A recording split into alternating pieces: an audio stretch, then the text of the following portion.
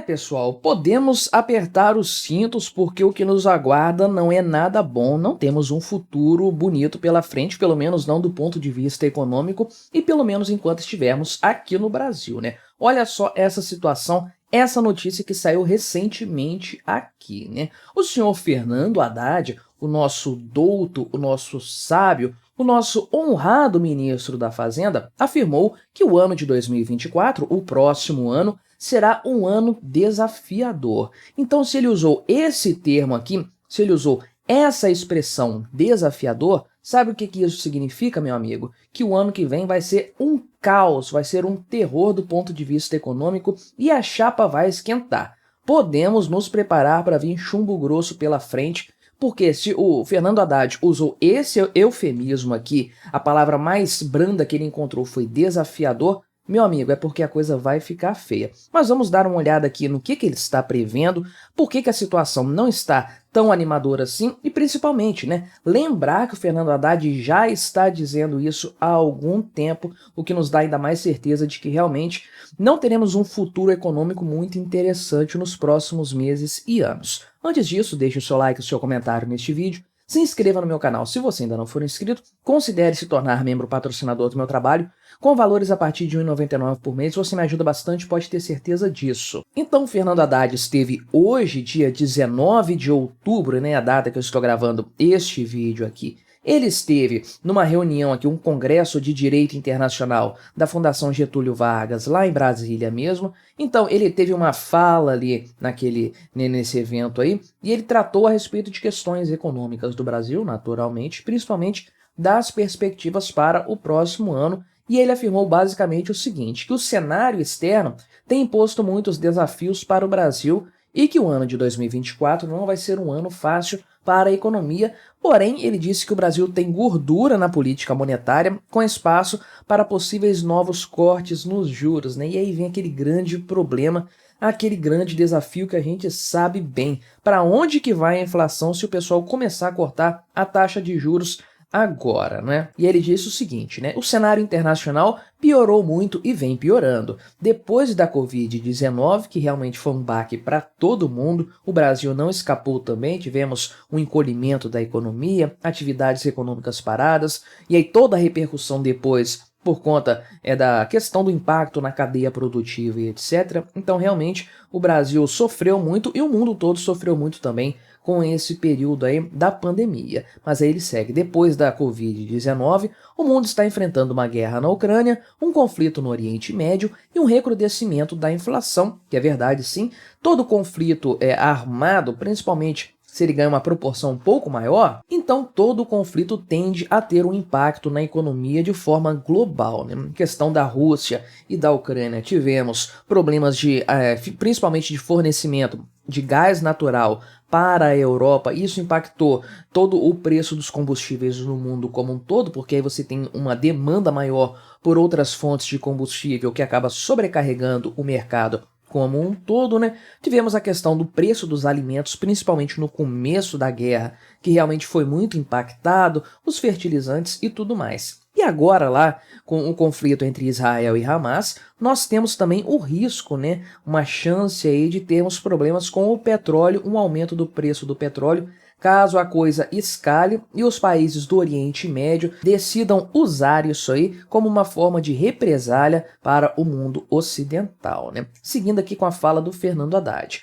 Essas coisas podem se resolver, mas enquanto não se resolvem e não podemos contar com isso, nosso desafio é promover a conciliação dos poderes da República em proveito de um projeto nacional, né? Pois é, o STF eu até entendo ele conseguir conciliar, agora o Congresso Nacional realmente não está muito afim de caminhar junto com o PT, e isso é muito bom para todos nós, porque afinal de contas precisamos de ter alguma forma aí, alguma proteção contra as políticas econômicas desastradas dessa gente petista aí, não é? Fernando Haddad segue dizendo o seguinte: temos que somar forças nesse momento para aproveitar as nossas vantagens que não são pequenas. Nós temos que tomar as providências já, né? Que vantagens que o Brasil tem é a grande questão. Se o Brasil tivesse um governo promissor, uma questão econômica promissora, realmente estaríamos vivendo um período ótimo de boas oportunidades. Tem muita gente, muitos investidores que desde o ano passado estão tirando dinheiro, por exemplo, da Rússia e querendo levar isso para outro lugar. Temos empresas que eventualmente poderiam investir, digamos, na Argentina e que não querem colocar dinheiro lá por motivos óbvios. Essas poderiam vir para o Brasil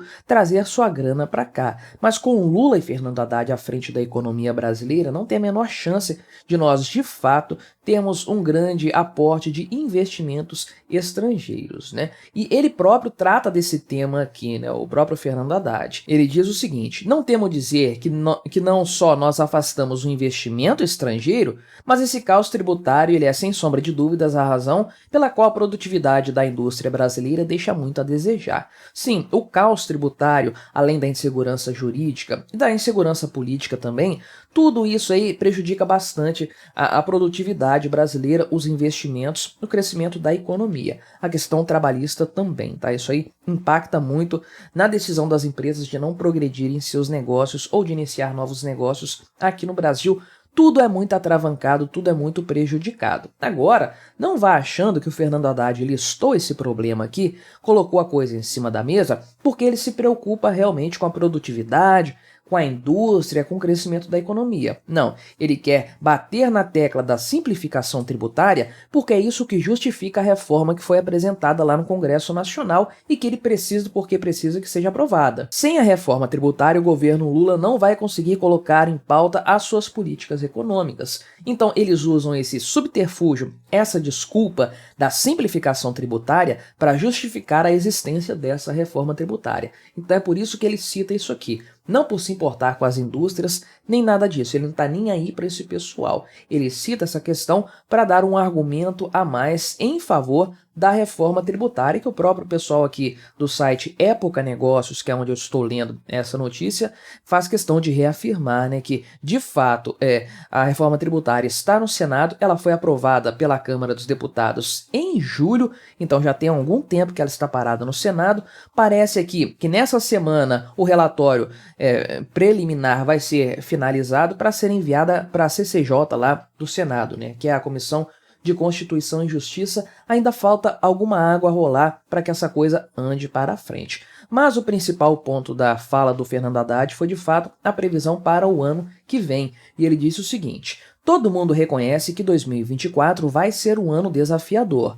Não se sabe quando as taxas de juros vão começar a cair no mundo. Nós temos gordura aqui na política monetária. Nós temos espaço para possíveis novos cortes. E sim, se você levar em conta a questão do juro real, o Brasil tem um juro real alto, então ele pode cortar sim, ainda mantendo essa questão, esse parâmetro. Agora, a grande verdade, né, o grande ponto nessa questão toda aí é se o Brasil deve cortar essa taxa de juros. Eu fiz um vídeo aqui no canal recentemente mostrando que quando esse movimento de queda na taxa de juros começou, houve um movimento de subida na inflação, que, aliás, neste momento está acima de 5%, o que implica dizer que ela está acima do teto da meta de inflação, que é 4,75%, de acordo com o Banco Central. Então a inflação no Brasil já está saindo do controle com a atual taxa de juros. Imagina se o pessoal começar a abaixar essa taxa de juros para ter aí uma folga econômica, digamos assim.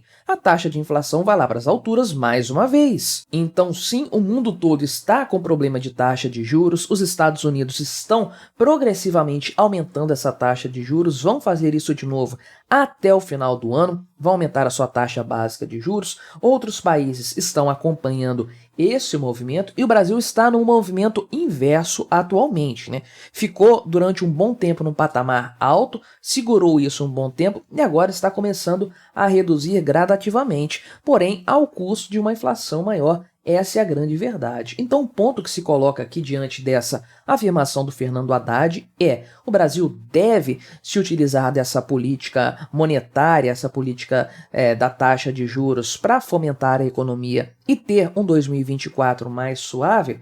Porque se isso for colocado, se essa política for adotada, pode ser que, na verdade, nós temos um 2024 ainda pior, né? E o que vai realmente complicar esse ano e tornar ele desafiador, nas palavras eufemísticas de Fernando Haddad, realmente é a má condução da política econômica aqui no Brasil. O governo anterior, Bolsonaro e Paulo Guedes, eles deixaram a casa arrumadinha, não é? Cortaram impostos, resolveram a questão fiscal, entregaram superávit primário, né? Mantiveram a questão do teto de gastos aí e tudo mais, crescimento econômico, a coisa estava muito boa. Mas o Lula e o Fernando Haddad chegaram e mudaram totalmente o cenário. Acabaram com o teto de gastos, o que implica dizer que o governo não tem mais compromisso com a manutenção, com a estabilidade da dívida pública, eles querem gastar mais dinheiro, e esse governo também demonstrou que não tem qualquer apreço por estabilizar a taxa de inflação. Lula falou pouco tempo atrás, inclusive, né, que o Brasil consegue conviver com uma taxa de inflação de 2 dígitos. Então podemos aguardar alguma coisa nesse sentido aí, o que obviamente vai representar um ano de 2024 muito ruim, não apenas pela questão internacional, mas principalmente porque a gestão econômica no Brasil é um desastre. Mas o que você achou dessa história? Colabore com o nosso debate, se inscreva no meu canal se você ainda não for inscrito e até a próxima.